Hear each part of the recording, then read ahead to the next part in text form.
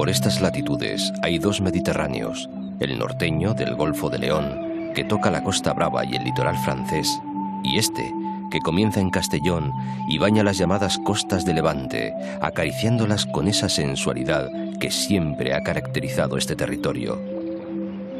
En cada grano de arena de las largas playas, en cada piedra de las pequeñas y acogedoras calas, en cada isla o roquedo, está escrita la historia de este mar.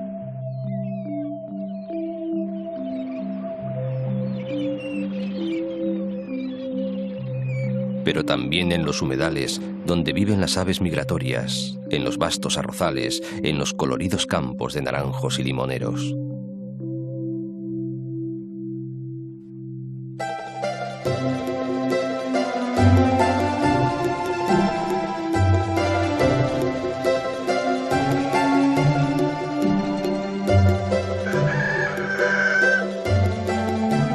Bon dia, mos done Déu. Bon día. El borboteo de las acequias, el murmullo de los cañaverales, los ladridos de los mastines vigilantes. Despertaba la huerta y sus bostezos eran cada vez más ruidosos. Rodaba el canto del gallo de barraca en barraca. Es la palabra de Blasco Ibáñez, la voz que en Cañas y Barro hace despertar a un nuevo día su paisaje más íntimo, la Comunidad Valenciana.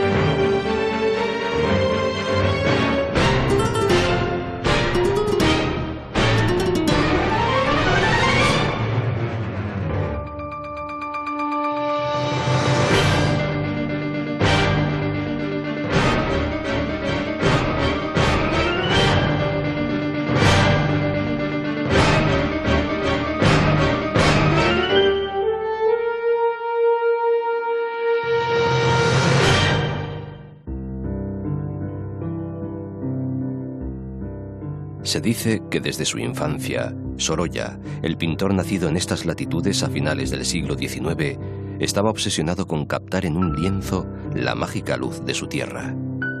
Por eso estudió a sus gentes, bañistas, veraneantes de alcurnia, humildes paisanos, labriegos, marineros y pescadores que se hacían a la mar para traer su sustento, con riesgo a veces de su vida.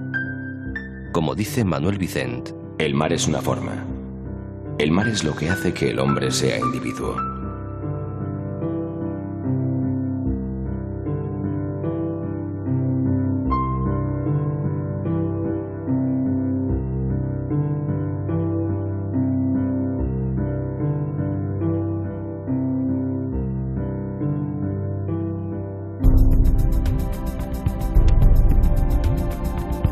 Son inciertos los orígenes de Vinaroz, aunque el poblado ibérico del Puig nos lleva a tiempos muy lejanos.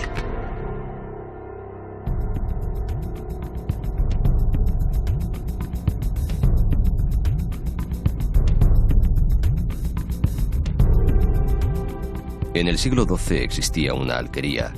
La vieja casa de labranza, ya rodeada de otras casas, fue amurallada por la Orden del Temple. Luego, más tarde, en el siglo XVI, en las Atarazanas se construían grandes navíos. Un dato para la pequeña historia. El 11 de junio de 1710 moría aquí, de un atracón de langostinos, el general duque de Vendôme, celebrando quizás el haber situado en el trono de España al primer Borbón. Ya entonces eran famosos y golosos los langostinos de la zona. Dicen de su plaza de toros que es la única que se alza a orillas del mar, uniendo así el mito del Minotauro mediterráneo y el de la fiesta nacional, en uno de los ruedos más pintorescos de España.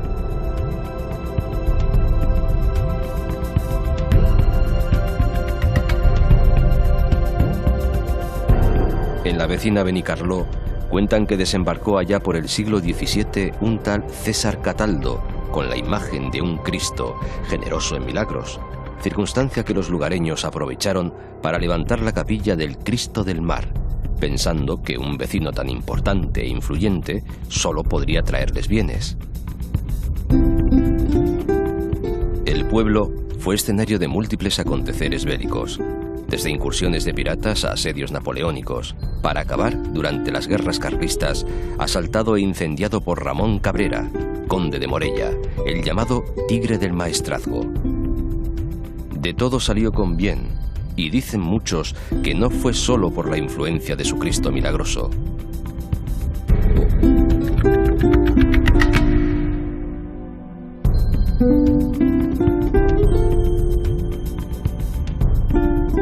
Corría el año 1411, cuando Benedicto XIII decidió, obligado, por supuesto, y nada menos que por 2 concilios, abandonar Aviñón e instalar su corte papal en un castillo del siglo XIV que ocupaba un imponente peñón alzado 64 metros sobre el azul del mar.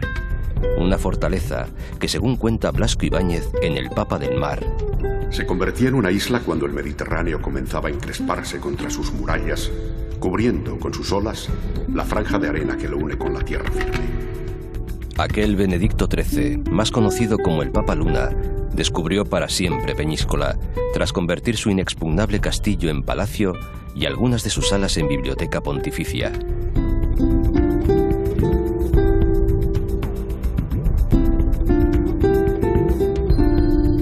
Por aquí habían pasado griegos, fenicios y romanos, y hasta aquí llegaron, desde luego, los árabes.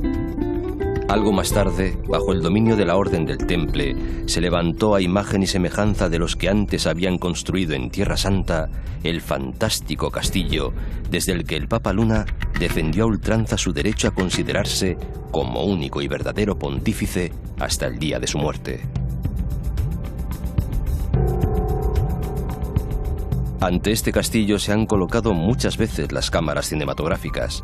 En una de las ocasiones, tuvo la oportunidad Charlton Heston, en su papel del Cid, de luchar contra las fuerzas sarracenas, bajo la atenta mirada de una imponente mujer, Sofía Loren. Pero ya antes la había hecho nuestra Berlanga, convirtiéndola en la entrañable Calabuch.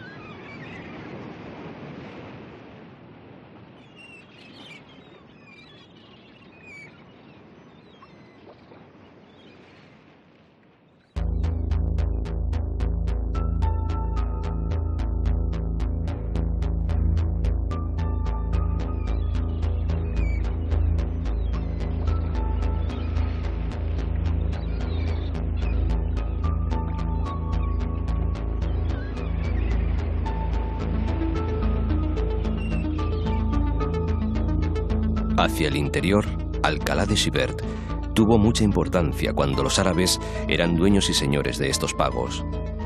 El rey Jaime I de Aragón se apoderó del lugar en el año 1234, pero con la tolerancia habitual de aquellos tiempos, que cuesta imaginar ahora, permitió que los árabes siguieran cultivando sus tierras. Sin duda, el rey conocía el refrán que dice: una huerta es un tesoro si el que la cultiva es un moro.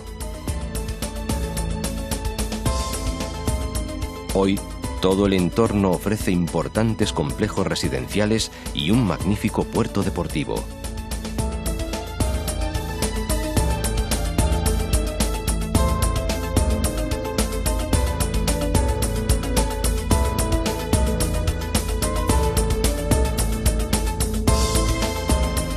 El Prat de Cabanes fue constituido parque en 1994.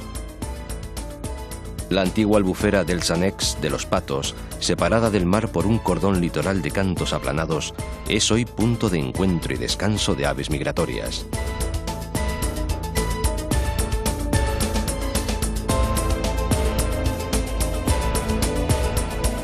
El castillo de Oropesa, que perteneció al Cid Campeador, se halla sobre un espolón rocoso junto a la población. Fue Jofré de Tous quien fortificó el pueblo y levantó las murallas, ante los incesantes asaltos de los piratas berberiscos, siendo el más famoso el perpetrado por el terrible Barbarroja. Más tarde, durante la Guerra de la Independencia, los franceses, al mando del mariscal Suchet, volaron el castillo y parte de la muralla ante la valerosa resistencia del pueblo. Hoy es una relajada ciudad de descanso y vacaciones.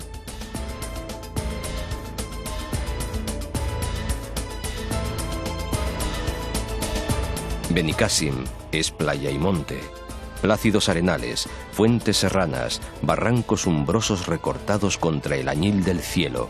En 1887, hace ya años, don Joaquín Coloma, ingeniero jefe de las obras del ferrocarril, se hizo construir una villa de verano, la primera. Después, importantes familias de Valencia y Barcelona imitaron a tan influyente personaje. Benicàssim se puso de moda y fue llamado el Biarritz de Levante. Mucho antes, los monjes carmelitas, atraídos por la existencia de varias fuentes naturales y zonas cultivables, fundaron en este paraje el monasterio del Desierto de las Palmas, un sitio tranquilo y aislado donde meditar en paz. Por estas tierras anduvo el Cid, que sin duda, entre batalla y asalto, tuvo oportunidad de degustar el fantástico licor producido por los monjes con las plantas aromáticas de la zona.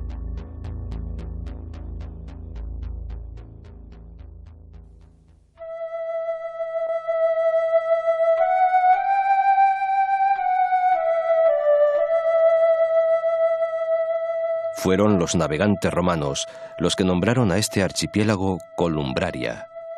Dicen unos que por causa de la gran cantidad de culebras que encontraron en las islas, otros que por la forma misma del archipiélago, que asemeja el dorso de una gigantesca serpiente marina revolviéndose para atacar. Los 67 metros de altura de la montaña del Faro de la Illa Grossa representan la mayor altitud del archipiélago. Este es el testimonio geológico de los restos de la chimenea central de un antiguo volcán.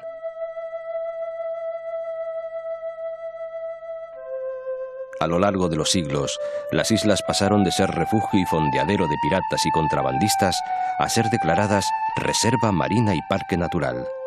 Hoy son uno de los paraísos submarinos del Mediterráneo por su riqueza en fauna y flora marinas.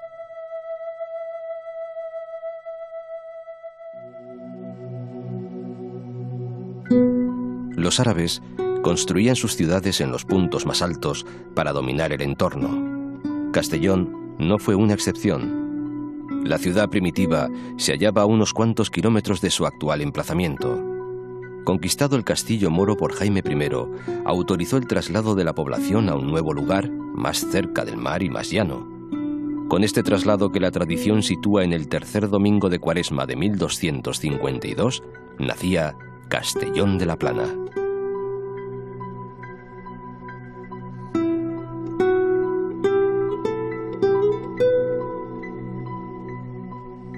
Aunque estuvo en sus primeros tiempos regida por representantes de los señores feudales, el pueblo dio una auténtica lección al luchar valientemente contra todos los que intentaron oprimirlo. Primero se levantaron contra Pedro el Ceremonioso y posteriormente, durante las Germanías, se convirtieron en uno de los principales focos de resistencia contra la nobleza valenciana. Tiempos en que la burguesía artesanal, la de los gremios, exigió duramente su participación en el gobierno de la ciudad.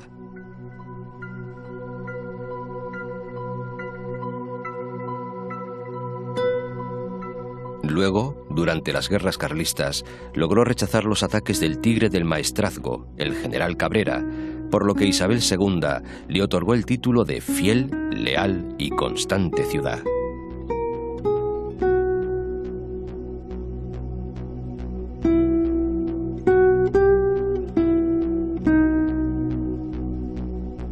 Hoy, la cúpula del planetario señala el comienzo del puerto de El Grao, centro estratégico donde se desarrolla una gran actividad comercial y pesquera.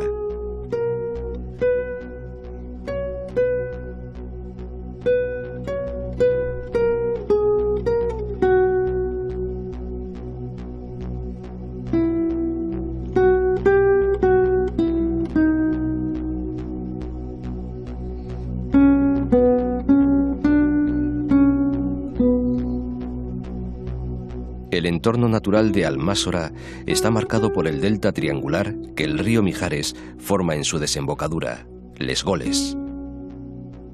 El río marca las pautas del desarrollo económico, social y cultural de estas tierras. De hermosa y amenísima villa, calificó Cervantes a Villarreal. Y fue Jaime I quien, queriendo convertirla en residencia de sus hijos, le concedió la Carta Puebla. De ahí le viene su apellido, Vilarreal de los Infantes. Por aquí se da la mayor producción de mandarinas de España. Burriana es la ciudad verde de los árabes. Por aquí, concretamente en Vilabella, nació el escritor Manuel Vicent. Sin duda, de estos paisajes viene su fascinación por el mar. Dijo en una ocasión refiriéndose a su novela Son de Mar: el Mediterráneo me pertenece, porque es mi posesión literaria. Es algo que he visto, vivido, gozado, soñado y amado. Un paisaje que se convierte en un fluido que entra y sale del alma de mis personajes. Es la naturaleza que los conforma.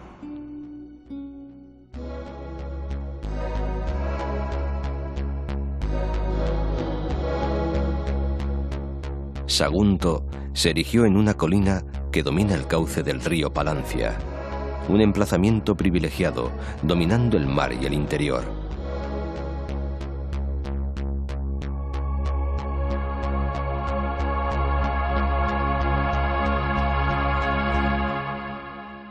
Sus habitantes, íberos, mantenían buenas relaciones con Roma. Quizás por eso, en el año 219 a.C., Aníbal, el general cartaginés, le puso sitio, llevándola al límite de su resistencia. 8 meses después, logró penetrar en la ciudad fortaleza. No encontró más que ruinas, fuego y desolación. Los saguntinos habían preferido la muerte a la rendición. Cuando los romanos reconquistaron la ciudad, se volcaron en potenciarla. Como homenaje a su bravura, concedieron la ciudadanía romana a los saguntinos, construyeron un magnífico circo y un gran teatro al aire libre.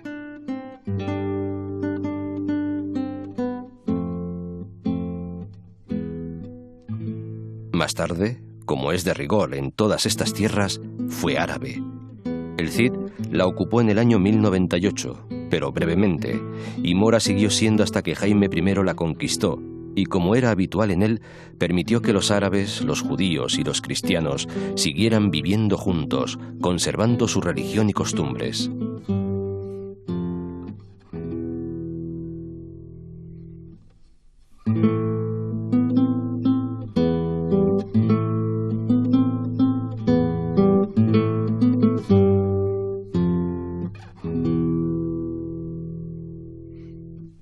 Por Pusol pasaba la principal calzada romana, la Vía Augusta.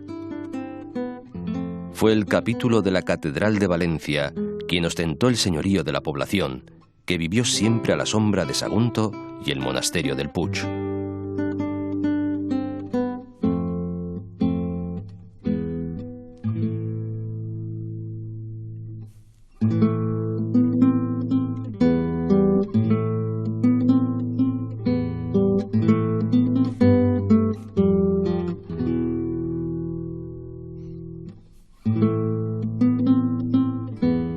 Conquistadas Sagunto y la fortaleza del Puig, decisivo avance en la guerra, Jaime I el Conquistador ordenó que se crease un santuario dedicado a Santa María. Desde entonces el monasterio ha devenido en continuo peregrinar de pontífices y soberanos. Se veneran aquí las cenizas del padre Juan Gilbert Joffre, que fundó en Valencia en 1409 el primer hospital psiquiátrico del mundo, inmortalizado para siempre por Sorolla en su cuadro El padre Joffre protegiendo a un loco.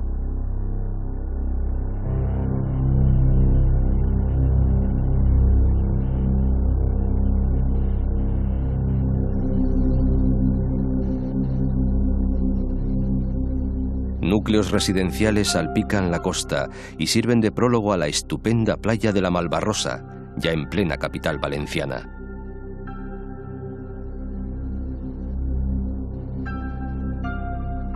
Vicente Blasco Ibáñez, que nació en Valencia y fue curiosamente escritor de gran éxito en vida, resumía las aspiraciones del buen valenciano. Si al nacer se encuentra el plato de arroz asegurado, la tartanita que ha de llevarle al mar o a la vega alborotando el camino con el cascabeleo escandaloso de la jaca y la casaca a la moda, considerará Valencia como el mejor de los mundos posibles.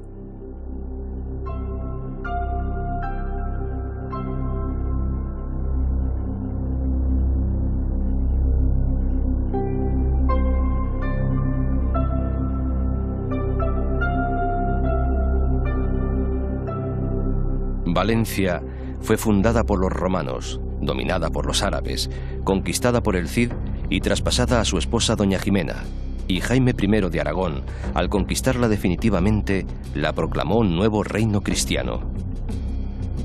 Pero fueron sin duda los árabes los que se recrearon en ella, perfeccionaron los sistemas de regadío introducidos por los romanos y enriquecieron la agricultura al traer el cultivo de frutos procedentes de Oriente, el arroz, la caña de azúcar y la naranja, convirtiendo la ciudad del Turia en la capital de la zona oriental de Al-Ándalus.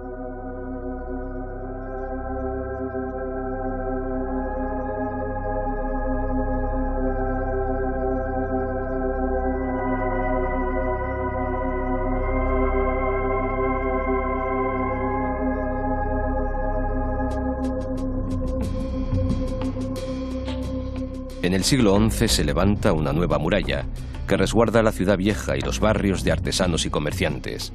Surgen así dos ciudades: la morería, que tenía sus propias murallas, hostales, mezquita y tiendas, y la judería, donde convivirán en paz durante mucho tiempo los hombres de las tres religiones, hasta que motivos políticos provocan la expulsión de los judíos en 1492 y de los moriscos en 1609.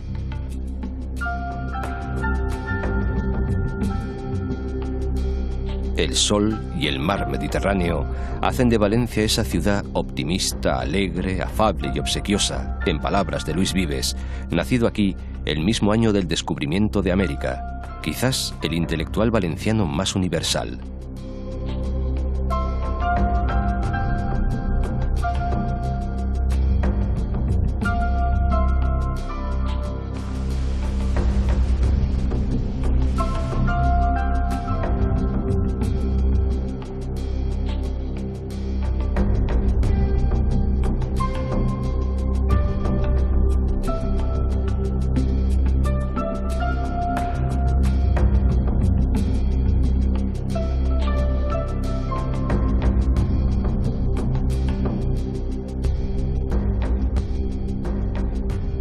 La catedral se asienta en el mismo lugar donde se erigió el primer templo de la ciudad, en la época romana, donde posteriormente estuvo la mezquita árabe.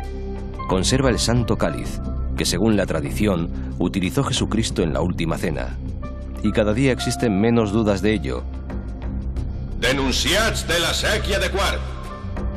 Continuando una milenaria tradición, el Tribunal de las Aguas se reúne todos los jueves ante la Puerta de los Apóstoles en la Plaza de la Virgen.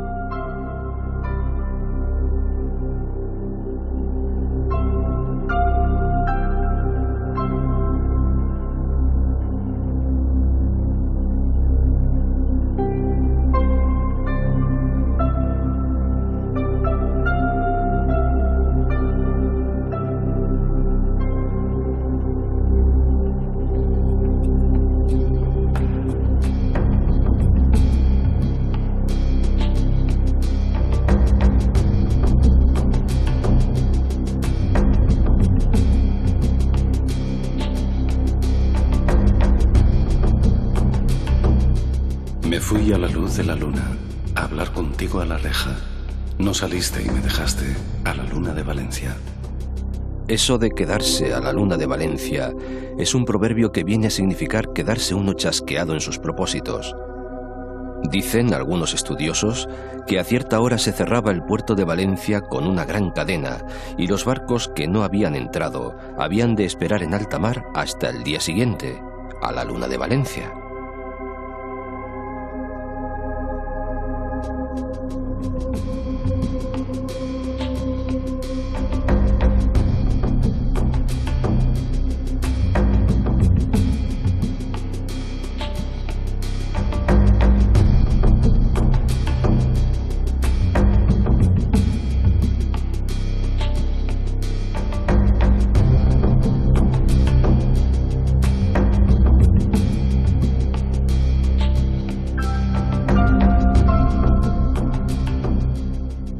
Por la ciudad anduvo, aunque algo forzadamente, Lope de Vega, que desterrado de la corte escribió su comedia La viuda valenciana. Lástima que no viera el alarde de imaginación que cada año derrochan los geniales creadores de esta tierra para festejar su gran fiesta de fuego, arte y humor.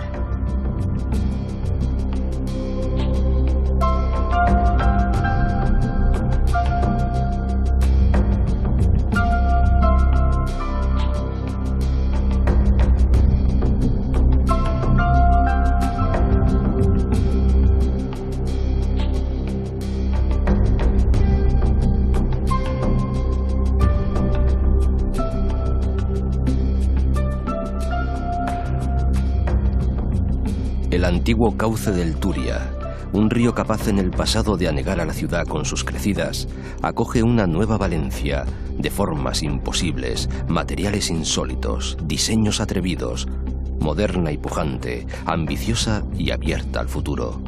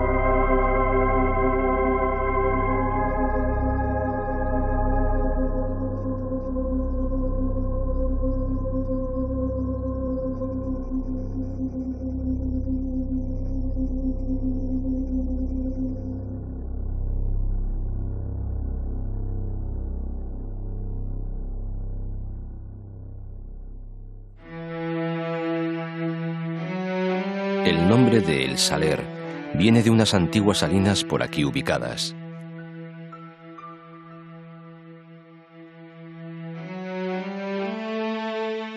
Plinio llamó a la albufera estanque ameno y Estrabón, el geógrafo e historiador griego, anota en su geografía: es un lago marítimo tan grande que ha menester un día natural de andadura el hombre de a caballo que quisiera rodearlo todo. Los árabes la llamaron Buaira, pequeño mar. Y por aquí acamparon las tropas del rey Jaime I antes de entrar en la ciudad. La albufera fue el regalo que hizo el Cid Campeador al emir de Zaragoza por su ayuda en la conquista de Valencia. Cuentan que en la laguna se esconde una gruta cubierta por bellas compuertas de cristal que dan paso a un río subterráneo que desemboca en las fuentes de la albufera. Y aseguran que el conde de Cervallón se encargó de ocultar la entrada con piedras, arena y matorrales. También lo hizo que aún hoy en día nadie ha conseguido descubrir la entrada de tan valioso secreto. En verdad se trata de un lago separado del mar por un cordón litoral, un ecosistema que ha constituido desde siempre una reserva para agricultores, pescadores y cazadores y un atractivo turístico único para quienes hasta aquí llegan buscando sol y playas.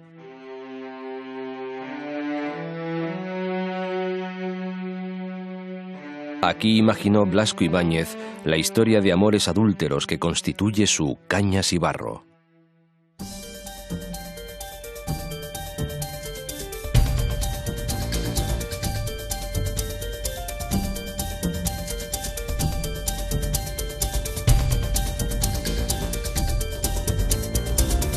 Gaspar Escolano, un eclesiástico e historiador valenciano, nacido en 1560, escribió un curioso libro, Décadas de la historia de Valencia, que cuenta la historia de estas tierras hasta la expulsión de los moriscos. En él se habla de las minas de oro y plata que hubo en Játiva, Murriol y Cullera. De ellas viene el nombre del Monte de Oro, en cuya ladera, junto al Júcar, se extiende Cullera. En 1550, la villa cayó por sorpresa en manos del pirata turco Dragut, lugarteniente de Barbarroja, y aunque se enviaron refuerzos para liberar a los cullerenses, los corsarios los utilizaron como rehenes, incrementando su botín con el pago de los rescates. Ante el peligro de nuevos ataques, Cullera quedó durante años prácticamente despoblada y por ello se inició la construcción de importantes fortificaciones.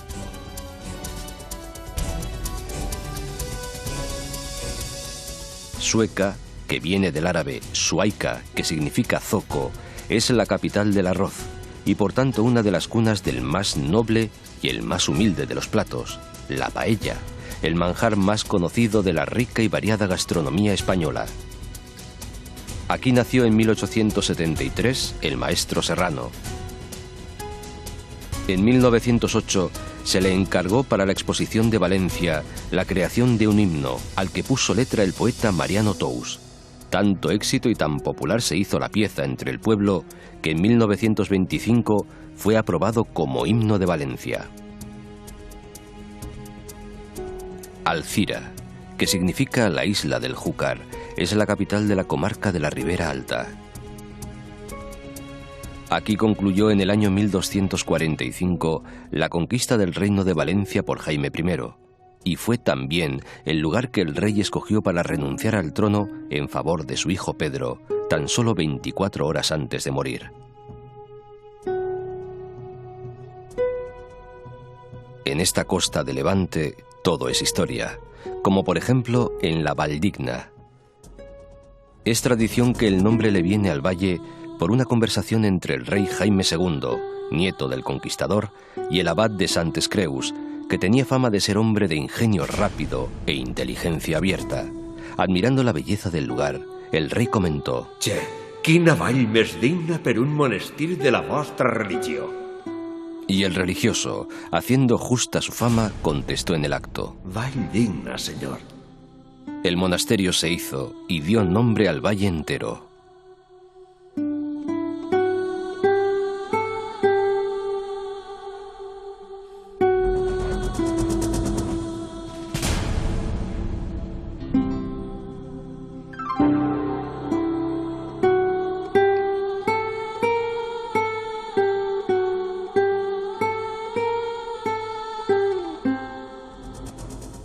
Veles events han mos desig complir, faen camins dubtosos per la man. Son versos de Ausías March, el mayor poeta valenciano de todos los tiempos, nacido en Gandía en 1397. Tiempos felices aquellos que reunían a hombres de la calidad de Ausías March o de su cuñado, Joanot Martorell, autor de la mítica Tirant lo Blanc, una de las pocas novelas de caballería que es salvada de la quema en el Quijote.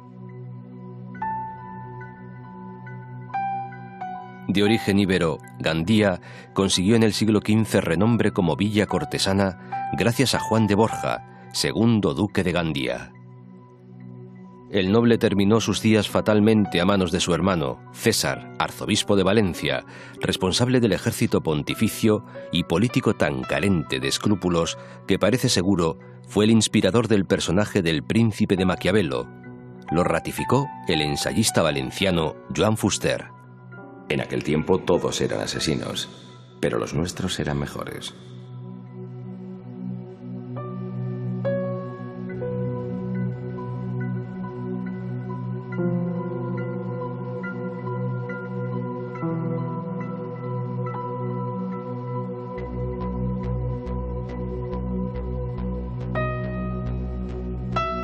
Corresponde a ese siglo la mayor parte del rico patrimonio de la ciudad.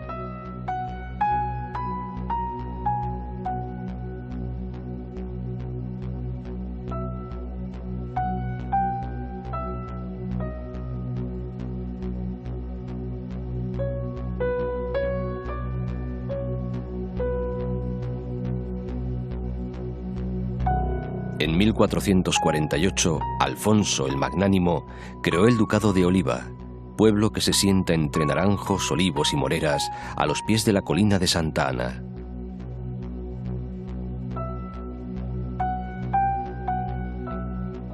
Hoy es un complejo turístico residencial, cuyo campo de golf contrasta con el Marjal, una antigua albufera en la que los carrizales forman balsas de limpia agua.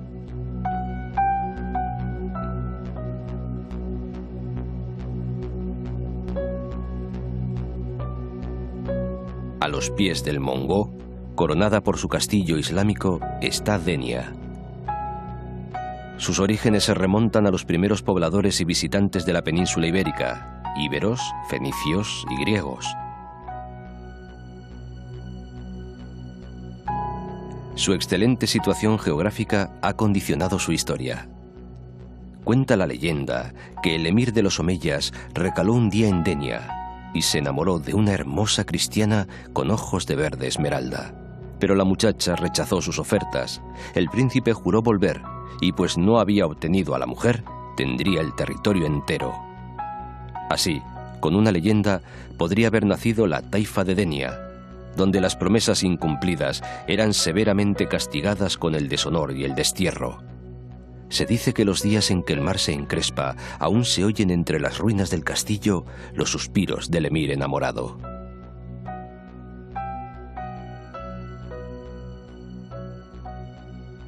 Por Denia hizo mucho en el siglo XVI el duque de Lerma, don Francisco Gómez de Sandoval, que también fue marqués de Denia. Consiguió del rey Felipe III el título de ciudad e hizo que los esponsales reales se celebraran aquí en el año 1559, compensando a los habitantes que solo 3 años antes habían rechazado heroicamente un ataque del corsario Barbarroja.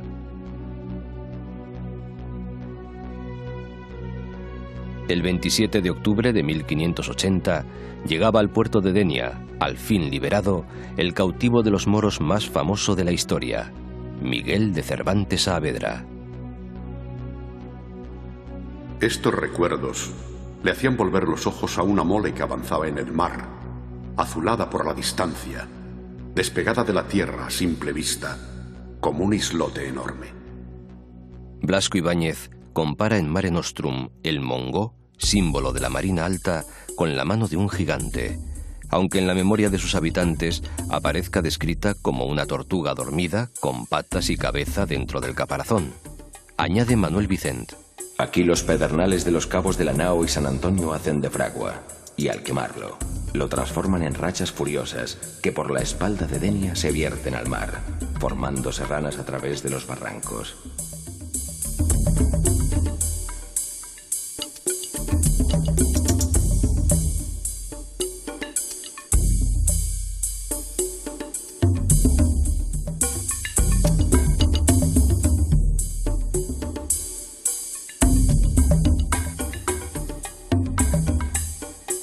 Se construyeron 11 molinos para aprovechar las fuertes rachas de aire y moler el trigo. Mientras el viento de Leveche sopla con fuerza, callan las chicharras en el Cabo de San Antonio, uno de los escenarios más importantes en la lucha contra el corsario. En este lugar, donde antaño hubo tanto destrozo por tanta batalla, se levanta la ciudad de Javea. Joaquín Sorolla le escribía a su esposa que había declinado viajar hasta aquí. Una locura, un sueño. El mismo efecto que si viviera dentro del mar a bordo de un gran buque. Qué mal hiciste en no venir.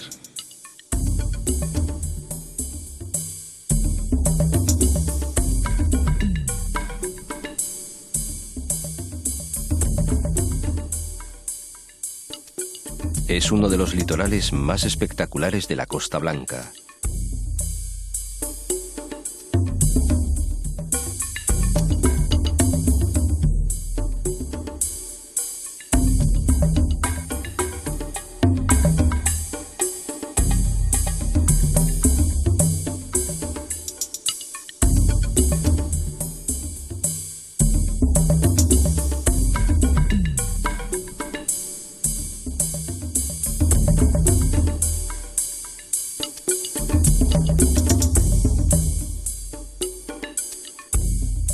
Y en el extremo más sobresaliente de toda la costa, el Cabo de la Nao, con su faro, guiador de barcos, escoltado por los acantilados.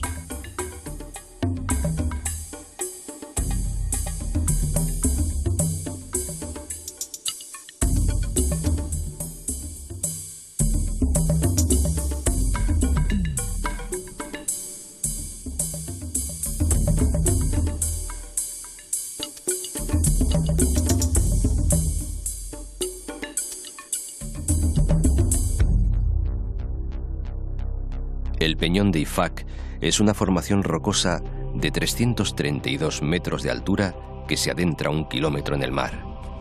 Su estratégica situación determinó que desde siempre las más antiguas civilizaciones escogieran Calpe como residencia. Cuentan que Hércules Tebano y sus argonautas, en el siglo XIII a.C., al contemplar el hoy parque natural, lo compararon con el Peñón de Gibraltar y decidieron bautizarlo con el mismo nombre.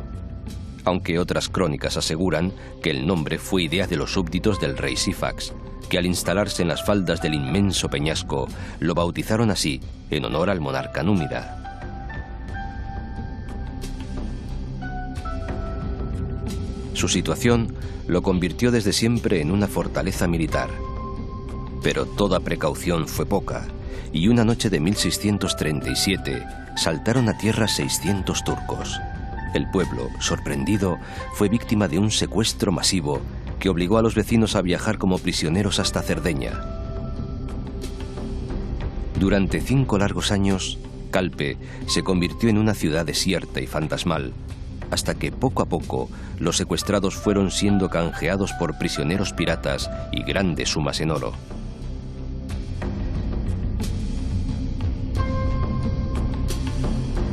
Altea es un blanco caserío entre el que destaca la cúpula de tejas azules vidriadas de su iglesia dedicada a la Virgen del Consuelo. El nombre viene muy probablemente del griego Altaya, que significa yo curo, y se dice que este era un sitio saludable, una villa medicinal a la que llamaban la reina de la Marina Baixa. El pueblo amurallado fue creciendo y extendiéndose hacia el mar hasta crear el barrio marinero del Raval de la Mar, junto al cual nació el puerto pesquero. Altea, por su luminosidad, es un pueblo torrado al sol, según escribió Gabriel Miró.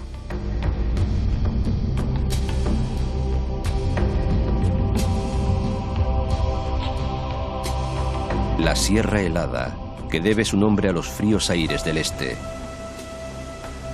y la Sierra de Aitana protegen de la acción de los vientos a Benidorm.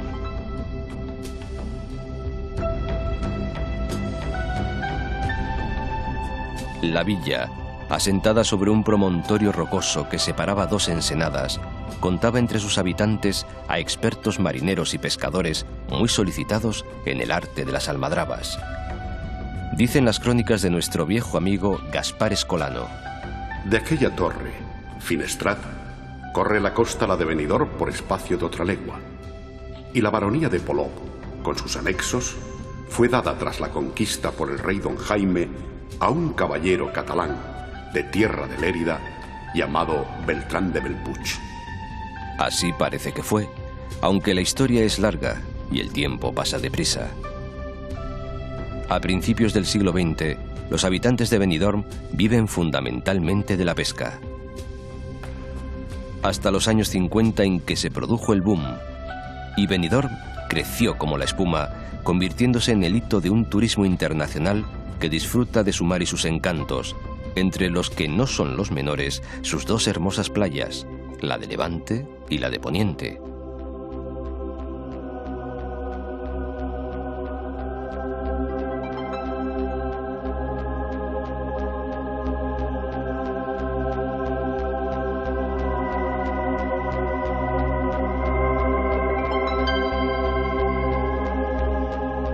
Esta es tierra de fabulosas hazañas y felices encuentros.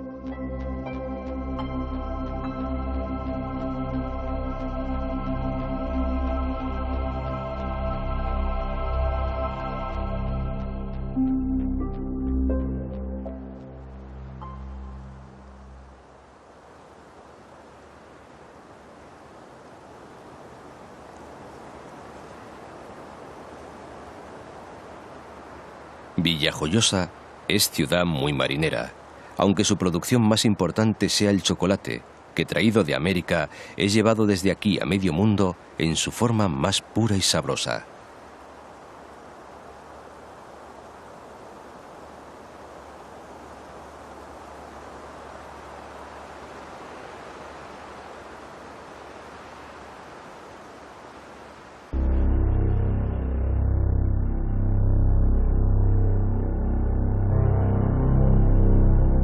La romana Lucentum, la que según Plinio era ciudad de latinos viejos, registraba ya 100 años antes de nuestra era gran actividad.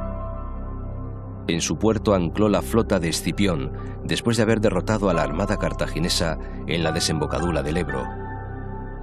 Pero fueron los árabes los que la convirtieron en un vergel.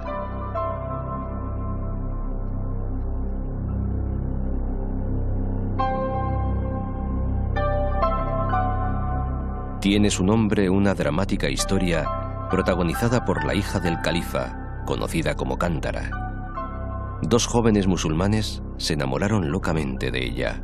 El califa, ante el gran dilema, tomó una decisión. Los pretendientes deberían llevar a cabo una tarea concreta. Almanzor decidió ir a las Indias a traer raras especias a su amada, mientras Alí se comprometió ante el califa a cavar una acequia y traer agua a las ciudades de Tibi. Dicen las crónicas que mientras uno iba rápidamente con sus barcos a las Indias, Alí no se tomó tan en serio su trabajo. Se dedicó a escribir poesías a su amada e ir diciendo que la amaba. Cántara se enamoró de él locamente. Pero un día llegó Almanzor con sus barcos y el califa, que era hombre de palabra, le concedió la mano de su hija. Alí, desesperado, se tiró al vacío por un barranco donde se construyó algunos siglos después el pantano de Tibi. Y Cántara, desesperada también, decidió seguir los pasos de su amor y se arrojó al mar desde el risco de San Julián, que desde entonces vino a llamarse el Salto de la Reina Mora. Tras los acontecimientos, el califa murió de tristeza y sorprendentemente su efigie apareció grabada en el monte Benacantil. Cuenta la leyenda que la corte, impresionada por los hechos, decidió llamar a la ciudad Alicántara.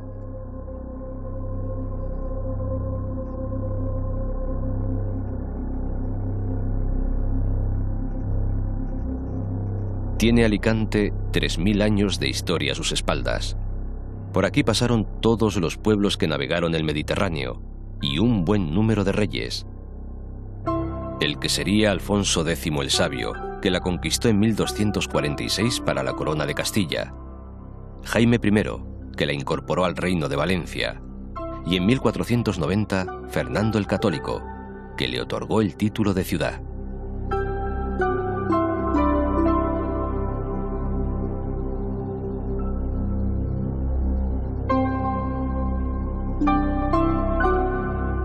Cien años después, era el puerto natural de Castilla, que la llevó a ser la tercera ciudad mercantil de España.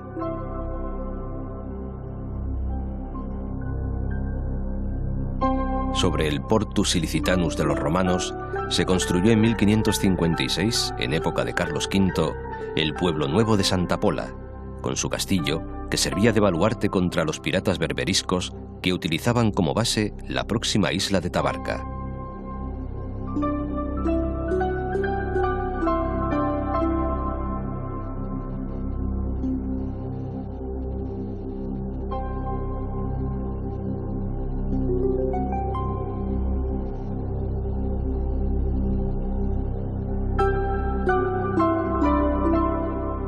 Es esta la única isla habitada de la Comunidad Valenciana, la Isla Plana, o Planesia, en palabras de Estrabón. Hasta el siglo XVIII fue propiedad de corsarios. El nombre de Nueva Tabarca le fue puesto por Carlos III en el año 1768 como recuerdo de una isla tunecina así llamada, antigua posesión española, de donde procedieron sus primeros pobladores estables.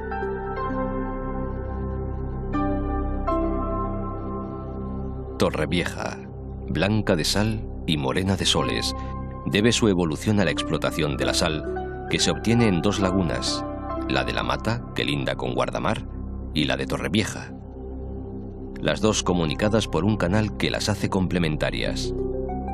Hasta 1 millón de toneladas de sal han dado estas explotaciones, cuya producción ya se conocía en el siglo XIII. Pero Torrevieja es conocida también por otras razones. Todos los años se reúnen gentes del mundo entero junto al mar, mirando a levante, para escuchar las habaneras del festival anual, esas canciones que cuentan de amores y desengaños con ritmo nostálgico.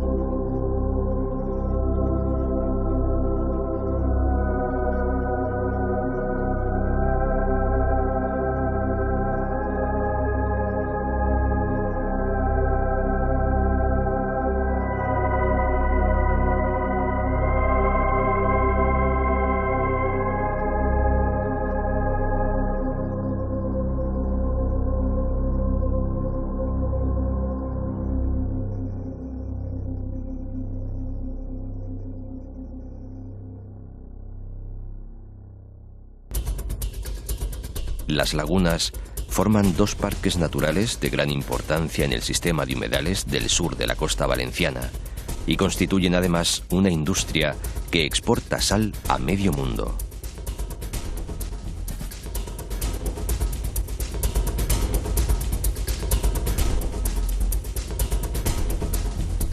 Levante, por donde aparece el sol, tierra de mitos y leyendas. Por ella pasó el dios, luego el titán, el héroe al fin. Tierra de sol y de flores, y de olas, y de vientos, y de faros, y de cohetes y olor a pólvora.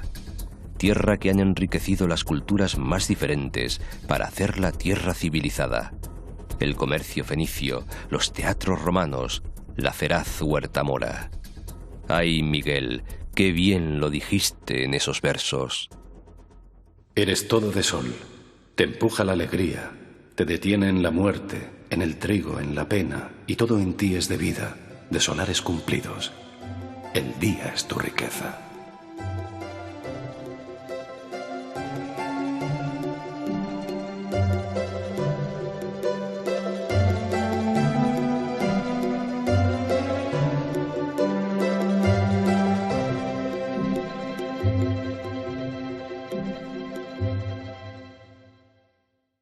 Yo voy soñando caminos de la tarde, las colinas doradas, los verdes pinos y las encinas, ¿a dónde el camino irá? ¿A dónde el camino irá? Yo voy cantando viajero a lo largo del sendero. La tarde cayendo está. La tarde cayendo está.